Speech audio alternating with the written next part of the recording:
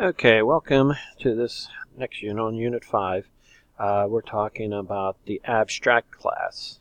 This deals with inheritance as well. And if you notice here on my screen, I have an abstract class because, one, I have the keyword abstract when I declared the class pet. A couple things about this. Abstract class has abstract methods. And an abstract method is all it is just a signature of a method. Notice there is no code for speak. I just put the heading down. There's no begin or end braces. It ends with a semicolon. That's an abstract method. It's also identified by the keyword abstract. This is a regular method you should be used to by now. And here, notice we have public void method X that does something. And we have a begin symbol. We have code for this method. So when we run this method, this code will run. Not so with the abstract. It has no code. Okay, so it's an abstract class. Now, one thing with abstract class, I cannot create an object of pet due to the fact because it's abstract. I can use it with inheritance, and that's the main reason we use abstract classes is with inheritance. I cannot create an object of pet because speak has no code. Let's go ahead and create a class called dog. And if you notice, dog extends pet, so we have inheritance, as you learned a couple videos ago. And we create speak. Now, we're forced to create the speak since we extend pet, and pet has speak in it. It's declared, it's basically the signatures there, but there's no code. We are forced to put a method inside of dog called speak. That is public void, just like the other method in dog, and we put the code for speak. So the abstract class is forcing me to have this method inside of dog. Okay, so by me extending pet, it forces me, I must have this method. All abstract methods from the parent class must be declared inside of the child's class and all the coding for it as well. Okay, so the reason I have speak here is because, again, in pet tells me I must have speak because of this right here. Okay, so let's go ahead and look at the main program. And if you notice, I create an object called dog. Remember, I cannot create an object called pet. Only dog. Dog is considered a concrete class. Concrete means I could create an object of it. Okay, it's ready to go. Not so with the abstract.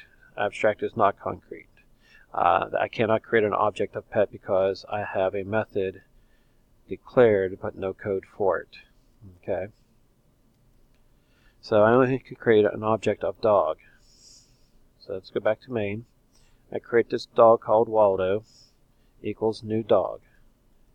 And notice I go waldo.speak. And again, Waldo has speak in it because it's in dog. And the pet forces us to have that method in it. So I go ahead and run it. And if you notice, it says bark. Okay.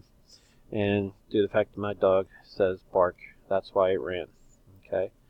And again, the only reason I have this method is I extended pet, and pet forced me to have it. Just to prove I cannot create an object of pet, let's go ahead and try create an object of pet. Let's say I have a pet cat equals new pet. Okay. And I want to go ahead and run it. And you see right there, I cannot run it. Let's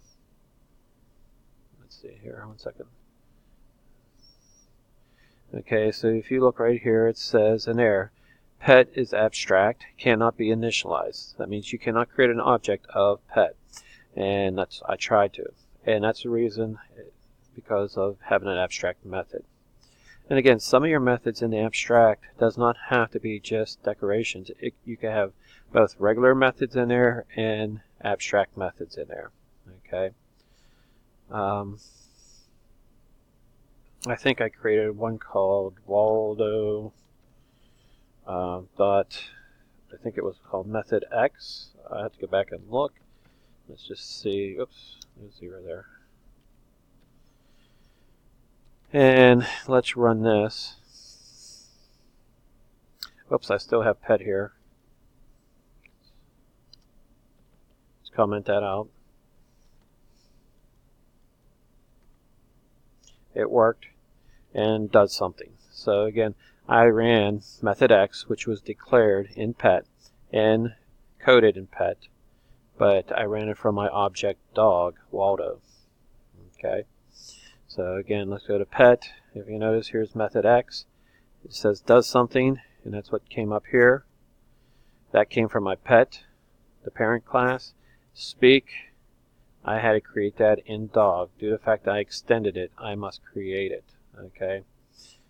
And again, all abstract methods that are declared in pet, you might have more than one, has to be created and coded inside any class that extends pet. Okay.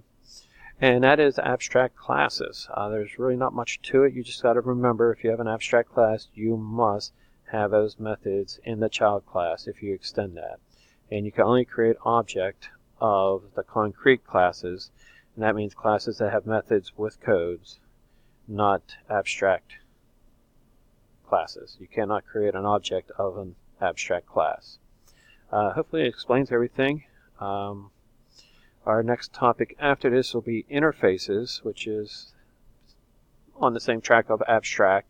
It's just basically a class that's all abstract, and we don't use extends, we use implements, and we'll be covering that in our next lesson, interfaces. Hopefully you enjoyed this. Keep on programming and have fun. Thank you.